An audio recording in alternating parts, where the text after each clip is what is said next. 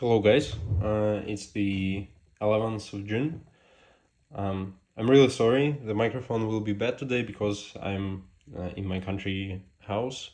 So I didn't take the microphone with me. So I'm recording this on my phone. And yeah, so you'll see this video just simply recorded on my phone. There will be only black screen. So it's just a podcast and nothing will be shown here. Um, Let's take a quick briefing through the week. First of all, I want to take a quick look.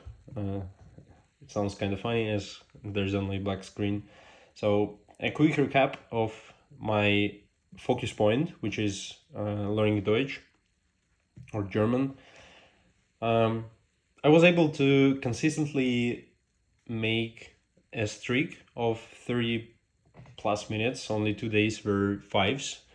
And the idea here, not the idea, the fact that I've arrived to the Anki system is very, very nice. Finally found a nice thing that you can do on a daily basis. It's not very interesting, of course, to just remind or revise the flashcard. So yeah, but still, it gets the job done. I'm basically very nice that you don't have to think about what should you do or maybe contemplate about the best possible system. You just open the Anki and go straight to revising, and basically very, very nice thing. So yeah,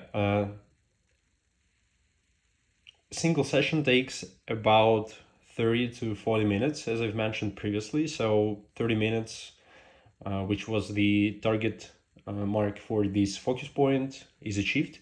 Now I don't have to worry about anything else. So it's simply like a habit, which is very nice to me.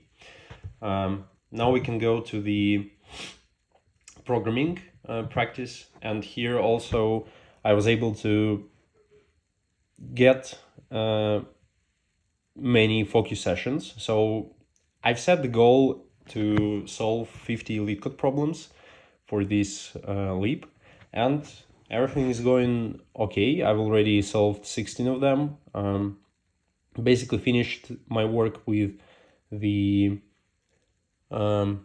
binary tree problems. So that there were 10 of them, and right now I'm focusing on the greedy algorithms, which is not a very hard concept, but it's very enlightening in terms of how you brain things and more into human psychology. So it gives very interesting insights from these problems. They're not very hard. I'm solving easy problems. Yeah, there are, of course, some problems that are not very easy to solve, or I should really say they're not very streamlined. So yeah, definitely some bad problems, some good problems, but overall, greedy algorithms are a nice thing to focus on.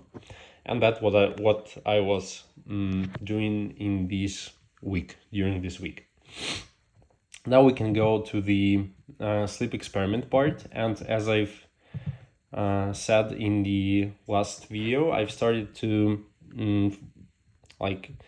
give my sleep more attention. And the idea was to basically fix the time of when you're waking up, fix the time of waking up.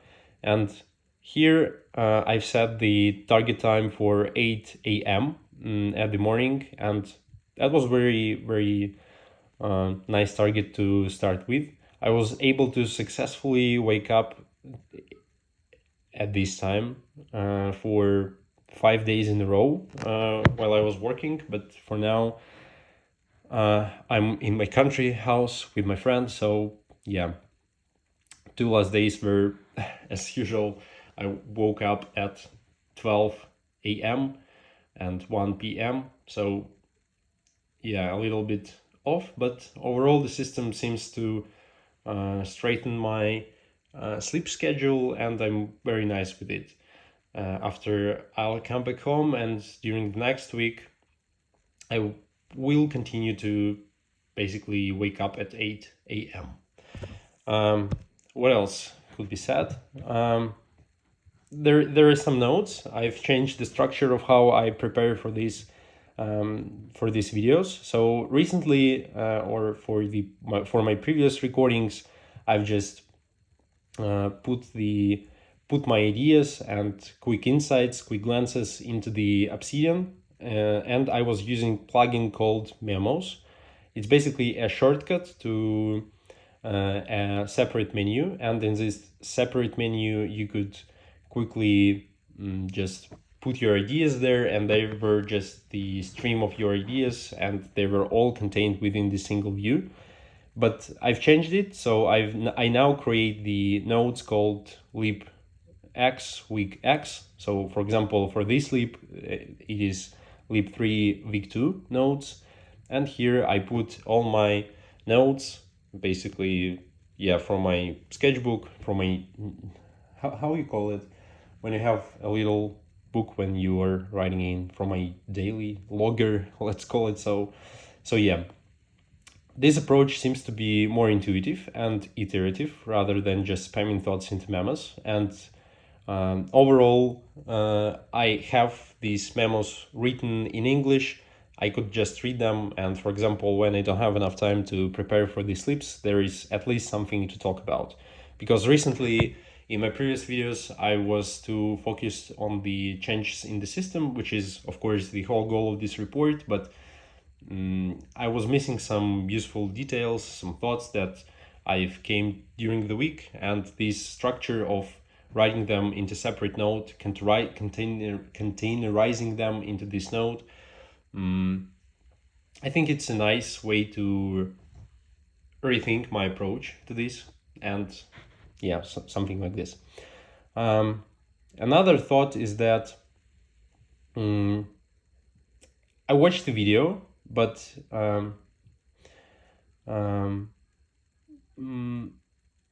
yeah, I mean, I'm reading this note and I cannot understand how to how to put it in this format. So let me just read the note. I was watching the video. Let me quickly recap what the video was about. So yeah, this was an interview, and the idea about doing what you can in the current moment is rather powerful. This was about my I could link this to my previous video, which was about the global state machine. And I was thinking there that you have only one ultimate state, and this video basically reframed this idea to, for example, let's take you have an RPG system, not an RPG system. Let's imagine that your life is an RPG and you have infinitely path to complete it, and you have to focus on one because your time is actually limited, which means that you won't be able to get excellence badge in this live game.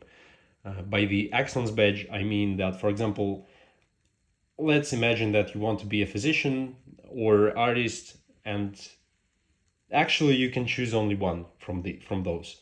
So it's very hard to get the excellence, become excellent in things. So yeah, you have to focus on one thing. I do not know what does this imply on an action level. So which actions should I take or shouldn't? So yeah, just a simple thought. Another insight was basically referring to the greedy algorithms, and I've came across I came to a conclusion that human brain definitely is a greedy algorithm because it tries to find the optimal solution on each step it does, despite it doesn't guarantee the global extremum, which is an inherent trait of greedy algorithms. And I have to force my brain to focus on long-term goals because optimization in the moment simply doesn't lead to the results I need. Referring back to the previous thought, my current priority, let's say, like this. However, the term priority and number one priority are basically the same. So you couldn't have two priorities because the word priorities, it means that this is number one priority. In the moment, my brain doesn't consider it as really important and tries to step off it in its search more optimal problem. And needless to say, this behavior is followed by complete apathy and inaction. So this like in the unfocused state when you are trying to pursue your greedy brain minds is not a very optimal strategy in life. Now let's move to another thought. And yesterday, I can't remember the exact day, but let's say sometime during this week, I caught a thought that while I'm advancing in different areas of my life, I simultaneously advance in math. What I mean by that is math is really omnipresent, and uh, being more uh, being more smart in your life actually makes you smart in math. And I've uh, came to thought that why if you will or yeah if you will advance in math, you will advance in your logical approach to life. Another thought is that I finished a simple CLI app on my work using Python during my work, and received such a nice dopamine rush, completed something useful, received money for it, and it was overall a useful experience. And referring back to this, pursuing one single thing at the moment, you have to set the goals and achieve them basically one by one. So yeah, you have to have this long-term strategy, so not to be greedy, but at the moment you have to focus on one task and really strive towards results rather than pure action. And the last thought is that in my country house right now, I and my friend watching the series called True Detective, and yesterday we started to do yesterday we actually watched a couple of them. And let's give some context. Firstly, there is a character named Rust Cole who seems to grasp the meaning of life, and somehow after watching him for 3 episodes we did so also. Rust has an idea that consciousness is an error of evolution, something artificial and redundant to its overall flow.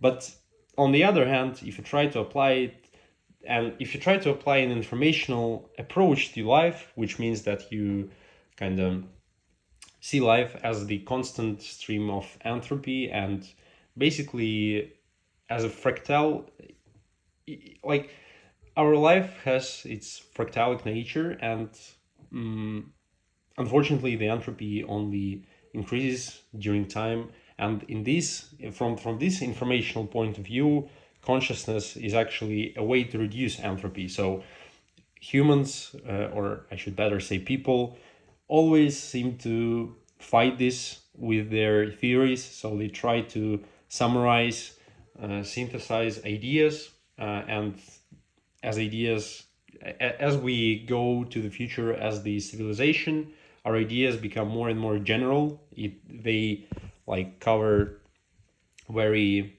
more and more theoretical space, I should say. In